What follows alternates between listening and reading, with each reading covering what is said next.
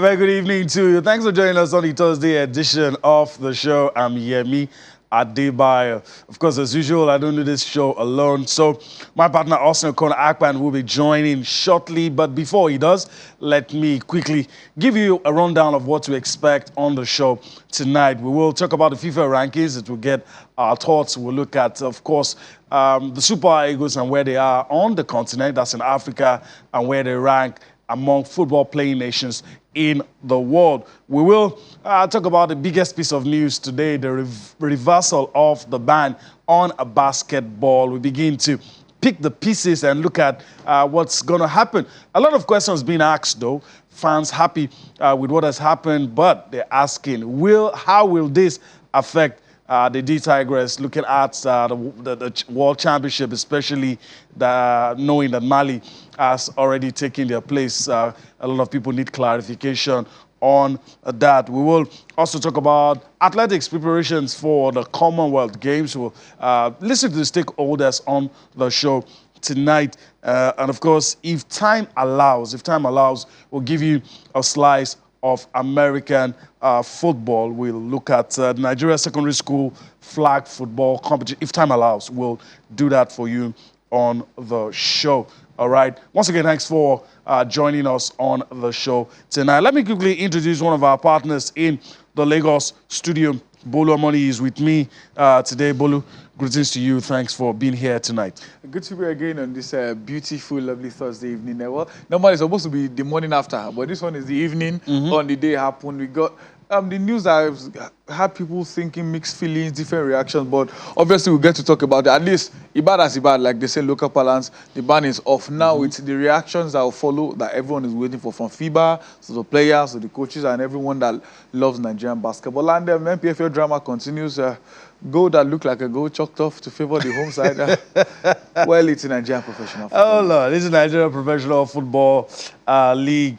All right, so Bolu has already hit the nail on the head, and that's where we have to start the show tonight. Like I said, biggest piece of news.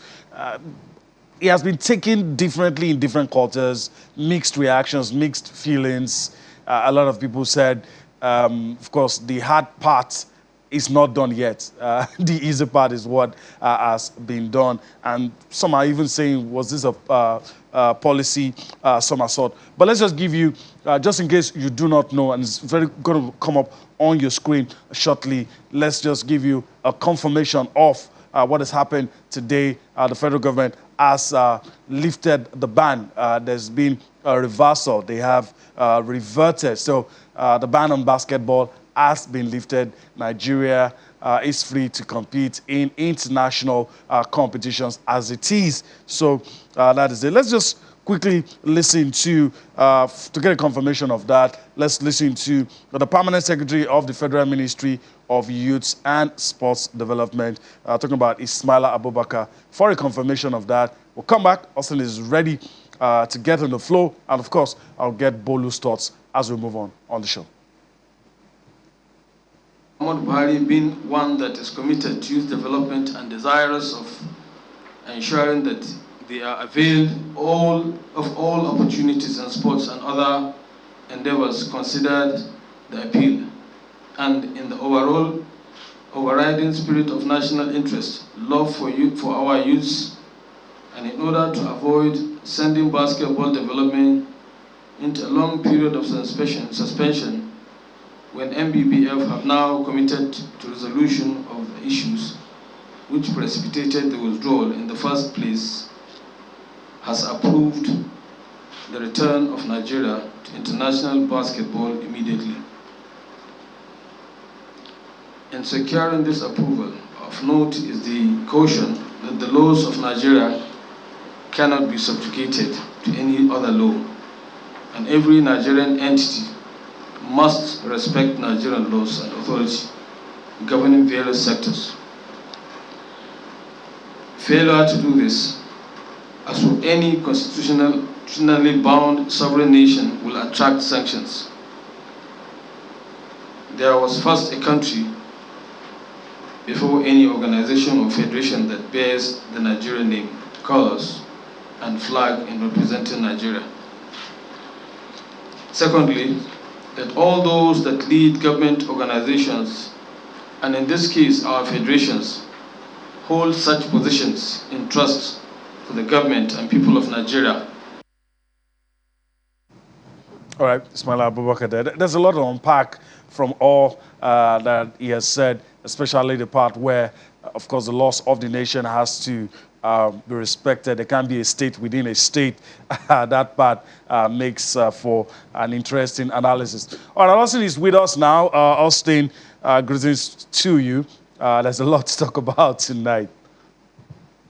Sporty greetings to you, Yemi, and of course our viewers joining us from different parts of the world. Always a delight to be on the show. Yes, I listened to the PAMSEC of the Federal Ministry of Youth and Sports Development. It was Thursday, May the 12th, that suspension was announced. Today, June the 23rd, barely over a month, we have the reversal. Again, do we know what we're doing? Because this created unnecessary tensions, panic. Now we're still wondering, will the girls compete at the FIBA World Championship? It's a good thing that this reversal has come, but does it bring peace? This lingering crisis, is it over with basketball administration in Nigeria? That's the Ministry of Youth and Sports Development speaking their own English. The core actors that started this crisis with basketball in Nigeria, we're not hearing from them. They're not speaking. We're not seeing them holding hands. They're not saying that this is the end and we're now ready to take basketball from where it is now to the next level. Those are the persons that we should be listening to. Let's hear from Musa Kida. Let's hear from Tijani Umar. Let's hear from any administrator that has been involved in the crisis that has brought us to where we are. This reversal is good. We like it. It seems like there's hope now. I can see a lot of campaigns going on social media. Nigerians are trying to speak to FIBA to say, can you tell Mali, thank you. We have now gotten to our senses. We want to compete at the World Championships again. so that's why I'm saying that, look, we brought this upon ourselves. So, that's where we are now. Mm-hmm. I like it. See, yeah.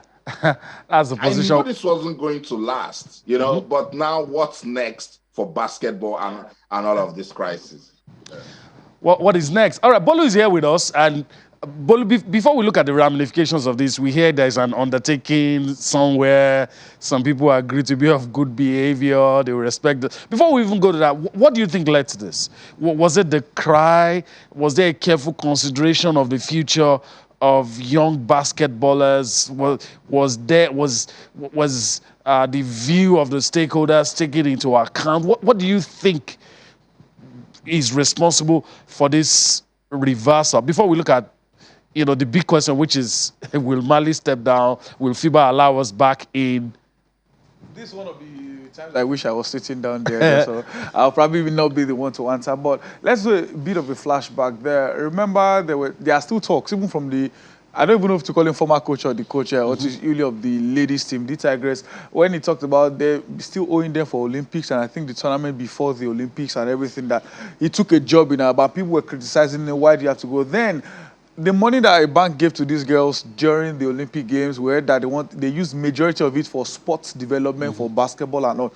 Then the lady said they were not going to play the World Cup qualifiers until they get paid. Fortunately, they played that qualifiers. They qualified in flying colors. And there were some reports that the ladies were going to sign a petition, that they were signing that if they don't pay them, they will protest at the World Cup. So my take is, why not pay these girls and let's avoid international embarrassment? But our solution to that problem was to ban us. Now, they are to avoid that happening. To avoid that. And why not pay these people the money they deserve? They are, it's a different thing. I feel, okay, let me just help you. No, it's different from my money. Give me my money for what I've worked for. Then now we've been banned or taken out, replaced by Mali at the World Cup. We are back here. The question is, was it the appeal? Because according to the sport minister in February, we will solve this problem. February, by next week. February. This is, June is ending already. The problem is still on. And one of the things is, they said for the ban was because of the power tussle. Is the power tussle over? one of the excuses then was to grow sport development and basketball in Nigeria. Have we started growing it, or we just decided to cancel? Then the question is, what about the cancel in stakeholders first that were place? constituted and brought together? Sometimes you hear there's committee for everything. When I need to cough, we need to set up a committee to arrange it. Then why do we keep setting up all these people if we have no solution? Someone said after this decision, the person said the decision to unban is as stupid as the decision to ban. Why? Because what do you think would have happened? Even if Mali, which I think is not likely, agrees, oh yeah, the Tigers go. Who will officially still be the coach? What's the mind or the morale of the players now? Telling them after the disruption, everything, you're banned, you're out. Then, even FIBA.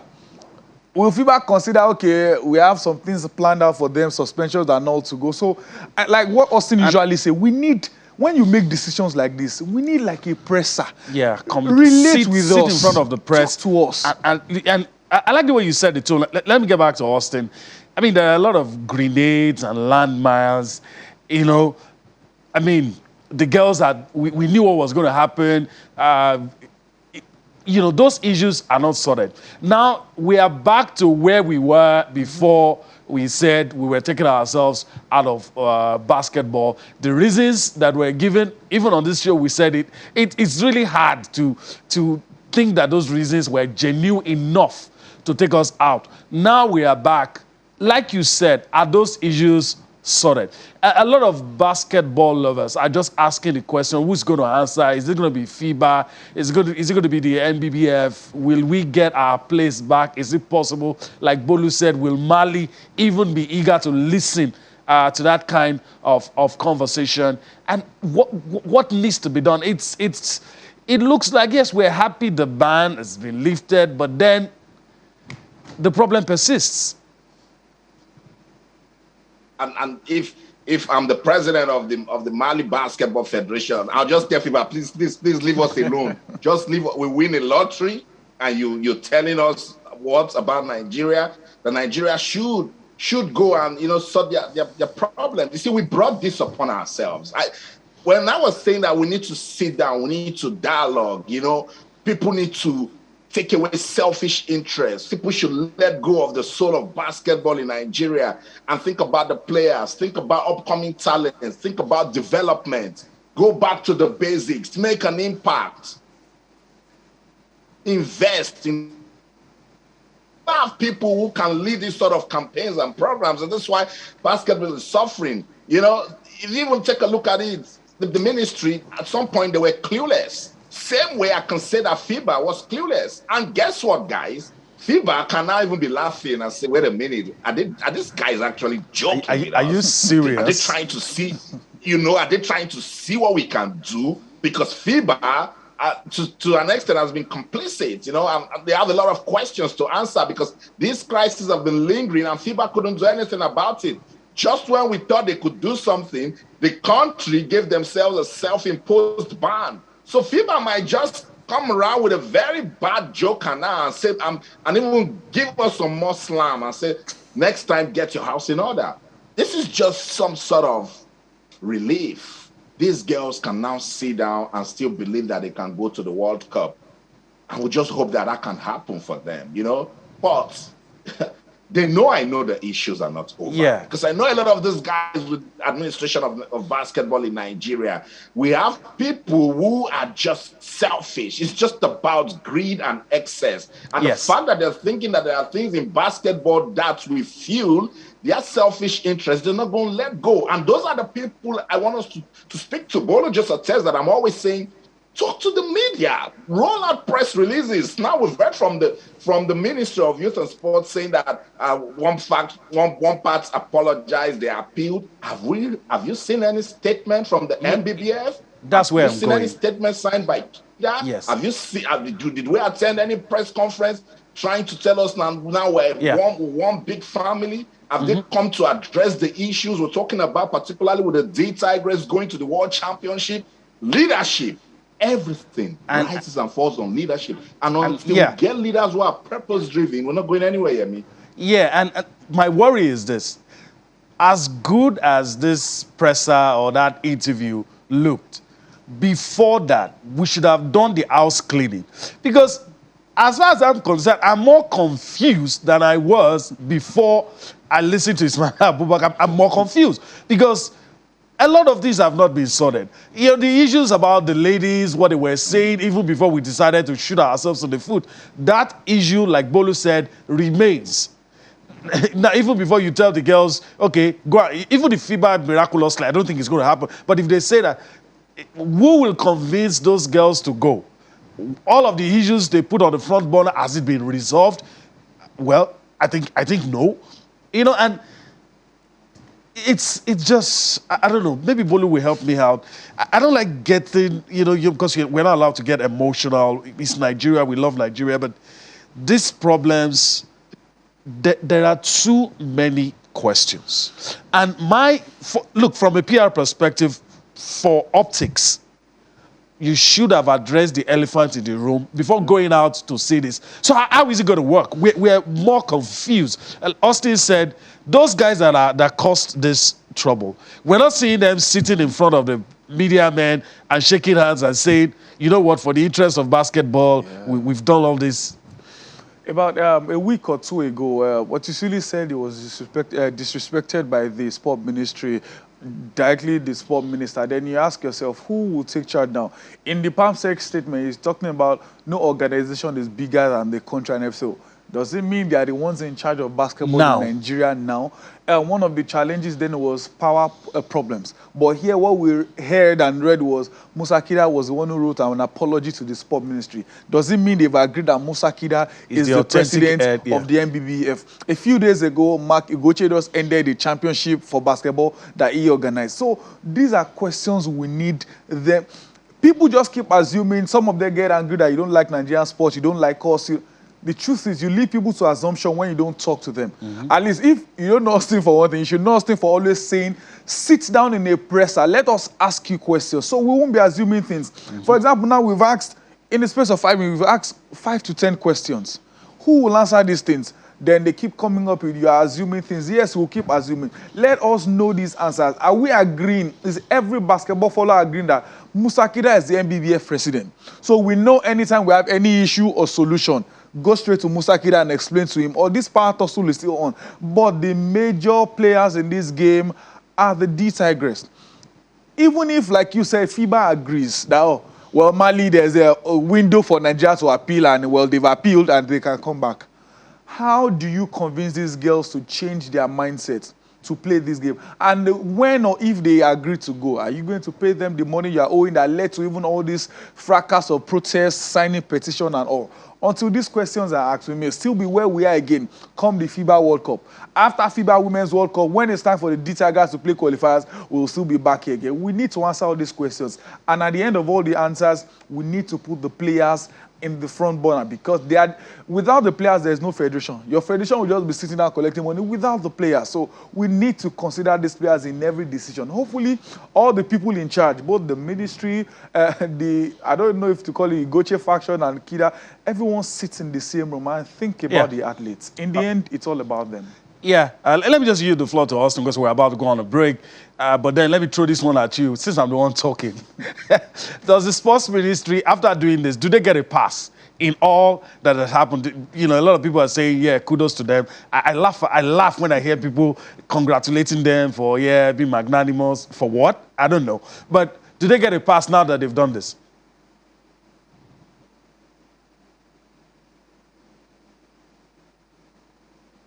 I don't think they get a pass because they could have stepped in, show more maturity, exert their authority, display leadership, and avoid this. I mean, it lasted for a year, and for a month and some days. It could have been avoided. You could have used dialogue. You could have used conflict resolution skills. You could have let these guys understand that we cannot allow you to embarrass the country, Nigeria. We cannot allow you to destroy the efforts of the D-Tigress that fought so hard to qualify for the World Championships. So you guys sit up or get out. That's what the ministry should have done. Now, just as Bolu said, the mentality of the players is messed up at the moment because These girls, at the time this ban was announced, they were everywhere trying to see who can help. We were on Twitter Spaces, we were on Instagram Live, stakeholders, advocates, everyone saying this is senseless. We shouldn't have allowed this to happen. Definitely the sports ministry knew what we didn't know. I keep telling people, administrators of sports in Nigeria, that it is what they wanted to know that we will know. So they better come out transparent and be truthful so that we know what's really going on. Now that you've given this reversal, we just can't jump up and start clapping for you. What's the fate of the D Tigers? Is this the end of the crisis in Nigeria? Does this pave way for proper development of basketball in Nigeria? All of these are still questions that the ministry must answer before we can be confident to say well done for everything that they've done. Yeah, I mean, I think it's time for us to go on a break. So let's go on that quick break. When we come back, there's still more to talk about Sports Tonight, so don't go anywhere. Stay.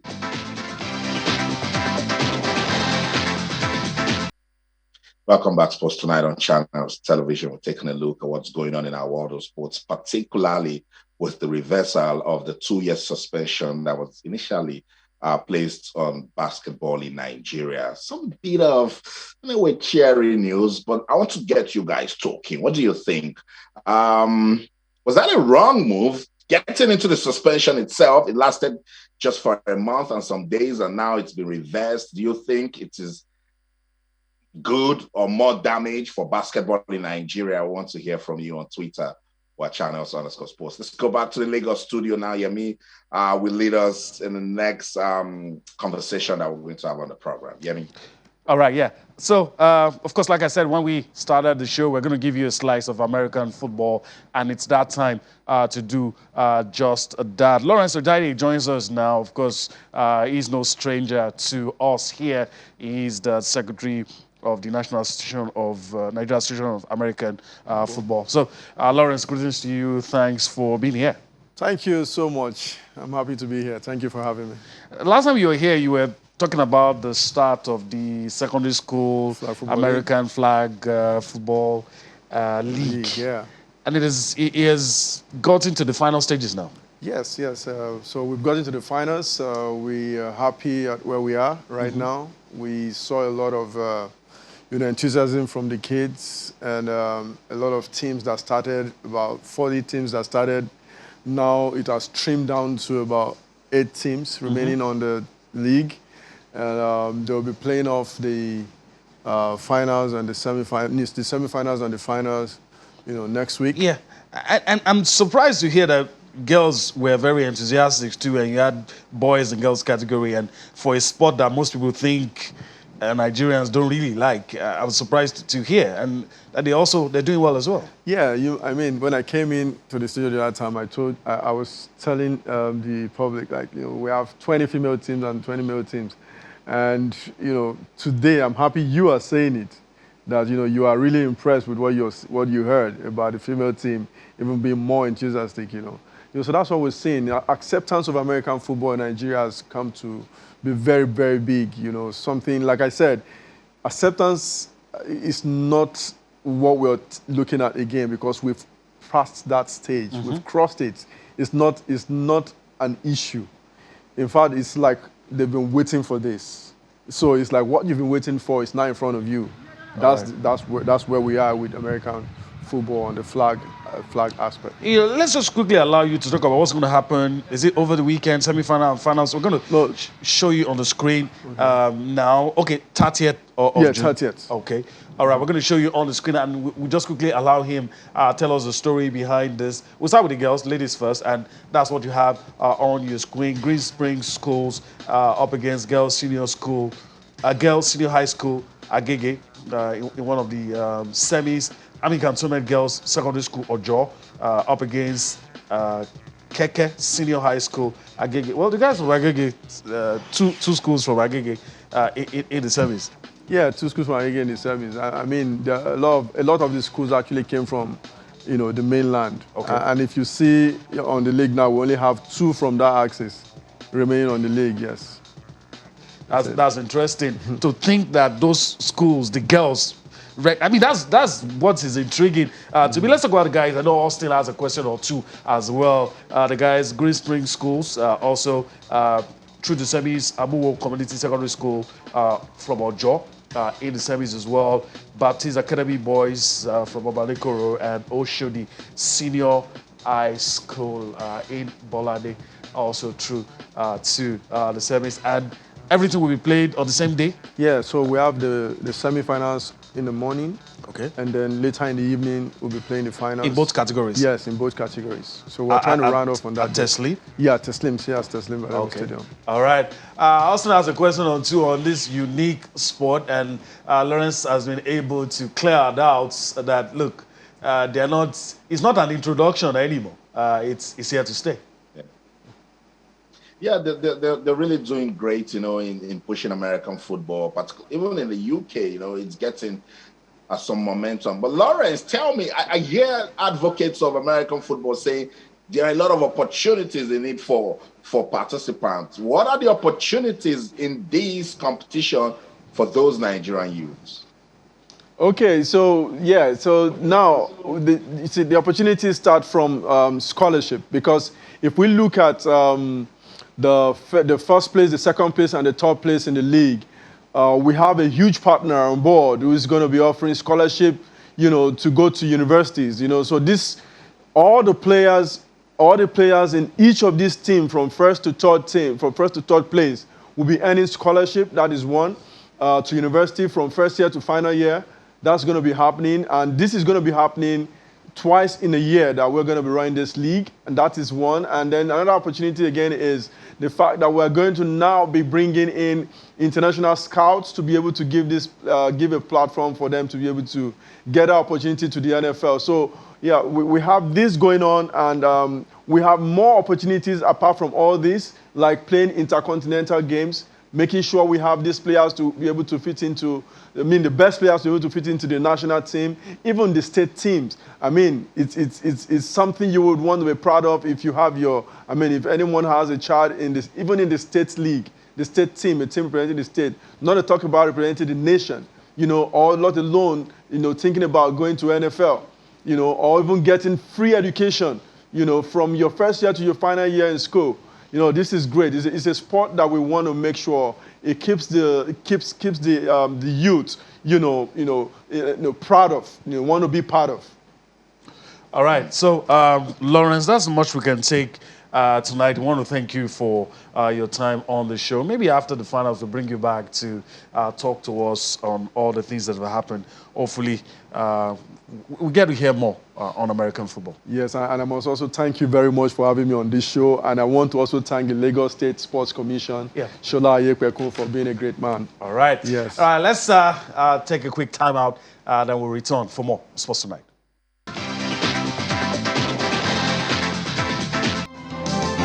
Welcome back. We're still on it. We're still on the matter. Now we're moving on from American football. Let's go to athletics. Of course, something big is going to happen very close to Austin this year. That's the Commonwealth Games, and Nigeria is preparing. We're starting with the trials against the backdrop of what the guys did in Mauritius, and there's a lot of confidence in the air that Nigeria will do well. But also, let me just quickly yield the floor to you. Athletics, some good vibes are coming, but then again, we're looking towards the big one with what we're going to do with the trials here.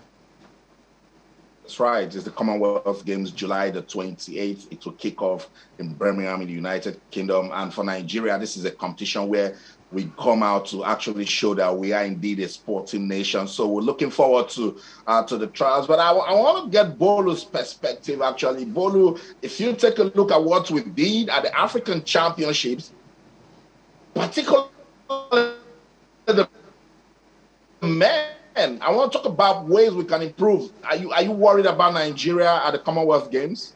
Well, first of all, they are going to do trials, so that's important. Remember, there was an initial we won't do, the postponement and everything. But one thing everyone agrees that even those who don't like Nigeria's sport agree on is talent is not a problem here. It is just preparation that has always been a problem. We have that mindset of all die and die, the local balance of rugged, but sometimes you cannot take away the place of preparation. In our athletics, the guys are flying our flag high are the women.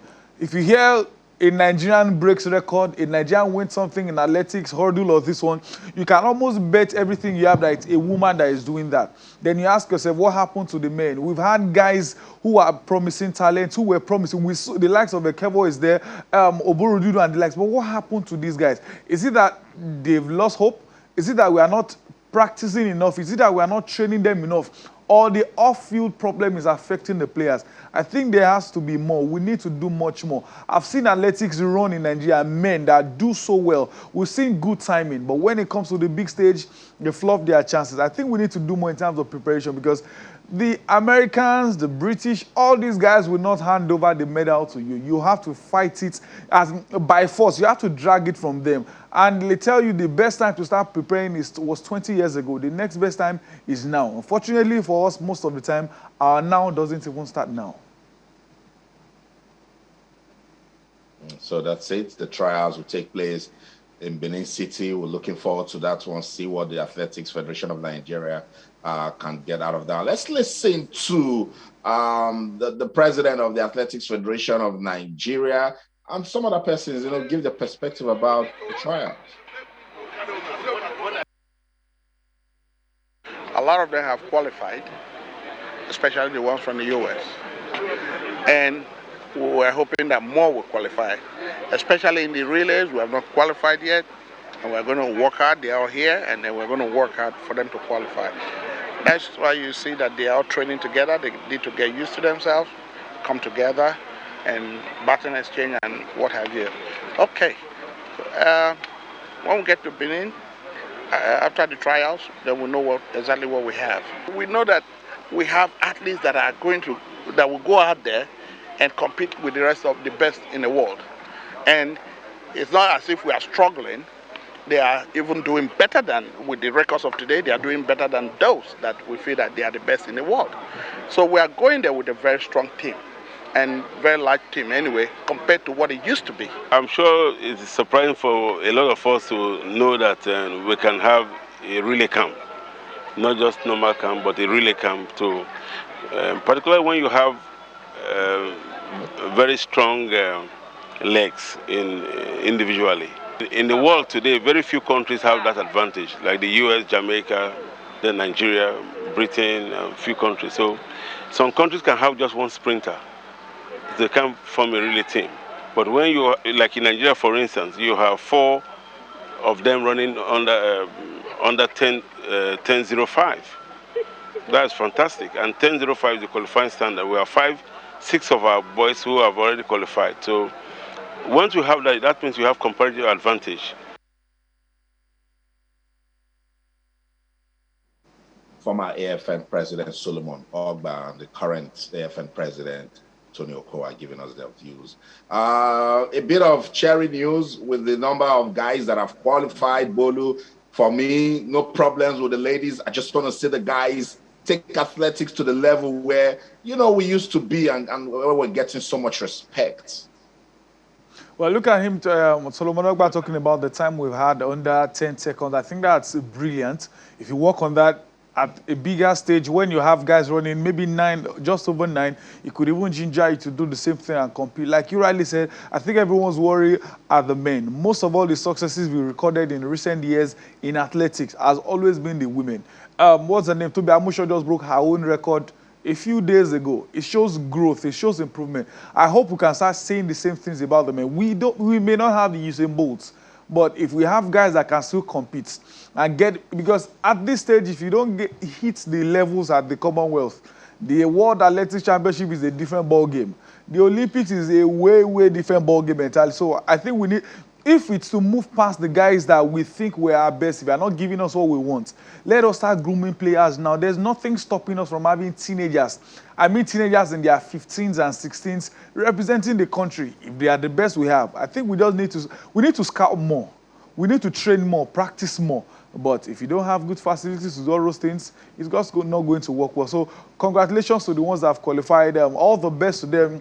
I wish they can bring home medals, and I pray they do so, but prayer without works is definitely nothing. That's what it is. It's what you sow, you reap. Good luck to Team Nigeria. I'm right here in the United Kingdom waiting for them. When they come to Birmingham, we'll be part of the party and then get to root for them to get to victory. Let's move on with the show and talk about the under-17 guys, the Golden Eaglets. They're making the country proud. They will take on Burkina Faso in the WAFU B under-17 championship on Friday. You hear me? Coach Nduka Ogbade has done a good job with this team. I don't know, but it's just something about the way the team is playing, how they came back against Cote d'Ivoire from a goal down to win 3-1. Are you confident they'll go all the way on Friday? Yeah, I mean, it feels good to play without pressure. Now they've qualified for the under-17 AFCON. Of course, it's just going to be the icing on the cake if they win. I hope they do. But of course, if they don't, there's nothing that they're going to lose. But I agree with you. The way everything has shaped out, it looks like if we can keep these guys together, maybe a few changes. Well, you know, it looks like we have the makings of a squad that can go all the way. And I just hope there will be no distractions. Leave these guys. And some of the comments attributed to Nduka Ogbade, of course, in the news, is telling these guys, you've not done anything yet. You've not won anything. You need to stay focused, play in that final, and, of course, win that final. And as you already said, they're playing against Burkina Faso. Third place match will be Cote d'Ivoire and Ghana.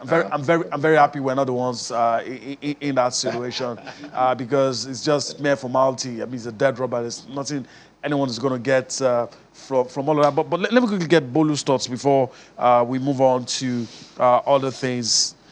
Like some of the people have said, one of the things the NFF has done that you can say they got it right is placing Nduka Ogbade as the coach of that squad.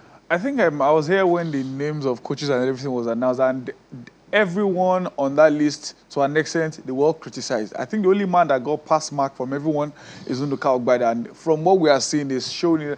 First of all, I don't know why they are playing third place for this. I don't know why. I think it's probably one of the most useless third place we can ever have. Since you're not getting anything. Then the name on everyone's lips has to be Michael Emmanuel. Yes. 3 games played so far, 3 free kick goals scored, 3 man of the match awards. Interestingly, he wears number 3 as a left back. It means one thing. I remember we had the last set, we had Wisdom Obani, who also scores free kick. Unfortunately, the team didn't do well, and people they just forgot about them. So I think 3 things that can define the career of many of these guys. They've crossed 1. Is to qualify for the under-17 AFCON. Do well at that tournament. And the second module is to go to the World Cup. Then the third one is play well at that tournament and maybe perhaps win. But for now, they've done the first assignment, which is to qualify for this tournament. Like Austin said, keep these guys together. If you are making changes, yes, in the next 1 month, we can have another person that will just come out to the scene. Another interesting and important thing is these guys look young. We've had under-17 teams that look like men. But these guys look young, and it shows if they continue like this, the future is bright. Just even after this WAFU tournament, you don't just, we will meet ahead of the World AFCON. No. It will cost us nothing to keep these guys together in camp. If you're adding maybe a few talents we see here and there, add and train them together. There's nothing stopping these guys. Beyond winning, they've qualified for the AFCON. But, you know, sometimes it's just good to cap your brilliant performance with a title. I don't expect them to pay these boys. I don't expect them to get money. But keep them together ahead of the under-17 AFCON.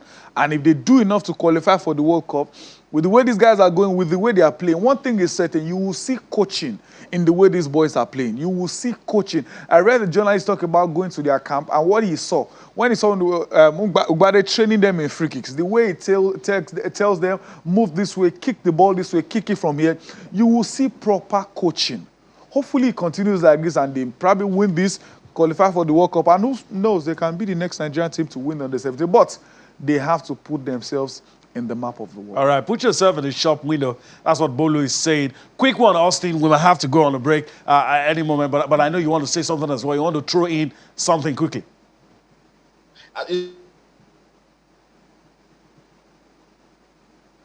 We've qualified for the under-17 championship. We've qualified for the under-20. So the NFF must find a way to solidify whatever they're doing at that level. The under-17 Flamingos also, they've qualified for the World Cup. The Super Falcons will be at the AFCON.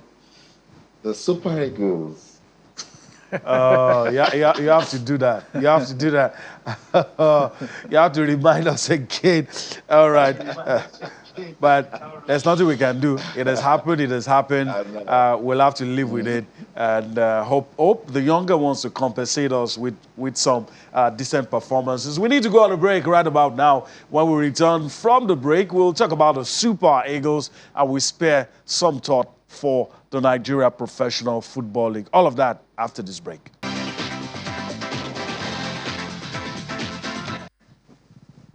Welcome back. At times when we were trying to qualify for the World Cup, FIFA rankings meant something. Now we failed to qualify for the World Cup. So a lot of people have said, make us 100. We don't care anymore. But then again, you still want to see where your team is. All right, so let's just quickly look at the FIFA ranking and allow you to make your mind. People have said different things about the ranking. And so here on your screen, the rankings, of course, we'll start with the continent of Africa.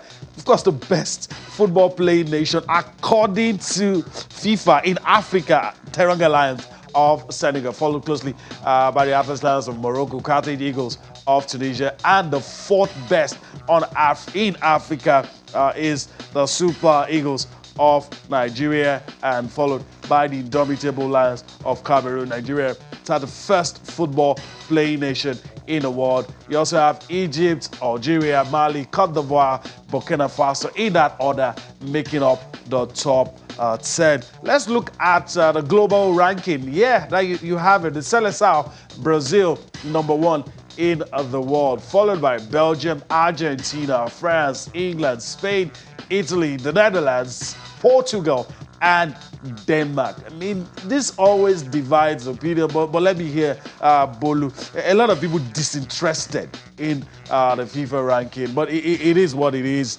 First, do you agree that we are the fourth best team in Africa? Well, we are not going to the World Cup. 5 teams on the African scene are going to the World Cup. But my thing with the FIFA ranking is I don't even know anymore. Because there was a time when Nigeria, when we were losing, we were dropping. Then when Nigeria started winning, they said, no, it's a 5-year coefficient. Okay. Now, when we lose, we see the drop. Yeah. But when we win, we don't see the rise. So I don't think they should just rank whatever. Like people will tell you, nobody cares about ranking. When we were knocked by a car in Lagos traffic, Central African Republic got those their ranking. We were the 3rd or 4th in Africa. Then, so in the end, is what happens. I think the only what ranking does for you is it helps your seeding. Apart from that, I think ranking means nothing. But again, sometimes if there are no rankings that help seeding, imagine having, say, Brazil, Belgium, France in the same World Cup group. Who will play the knockout stage? So I think that's just the only advantage of the seed ranking. Apart from that, let it come anyhow. In the end, it's what happens when you face yourself on the field of play that matter. And finally, I think it's not now. The last rankings was when Belgium dropped for the first time in years from the world #1. Then you ask yourself, has there ever been any worse world #1 than Belgium? I don't think so. Yeah. World #1 for years, and their biggest achievement was bronze medal. They even did a documentary for winning bronze medal. Yeah.